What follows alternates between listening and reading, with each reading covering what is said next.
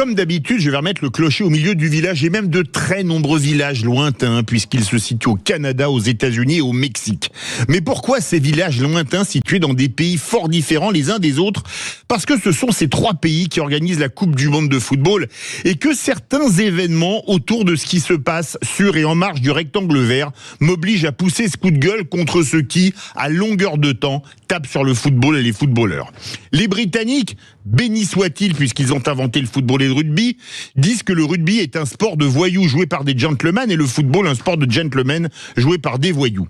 Une citation qui a du plomb dans l'aile en voyant ce qui s'est passé rien qu'autour de l'équipe de France ces derniers jours. Commençons par le France-Norvège de vendredi dernier.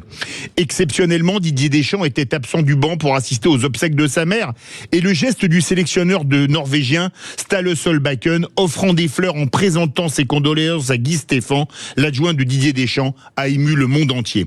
La preuve qu'il y a des gentlemen dans le football. Comme hier soir, Kylian Mbappé, auteur du premier but contre la Suède, juste avant la mi-temps qui, plutôt que célébrer avec ses coéquipiers, est allé se jeter dans les bras du sélectionneur. Un geste qui, les images le prouvent, a ému Didier Deschamps encore sous le choc. Un Didier Deschamps entouré par tous ses joueurs pour l'occasion. La preuve qu'il y a des gentlemen dans le football.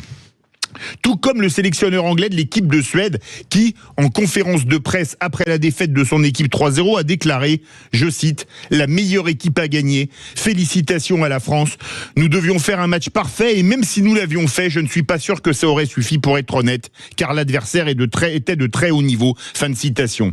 Des propos de gentleman, mais, faut-il le rappeler, le fair play a été inventé par les Anglais, même si parfois ils l'ont réservé aux autres.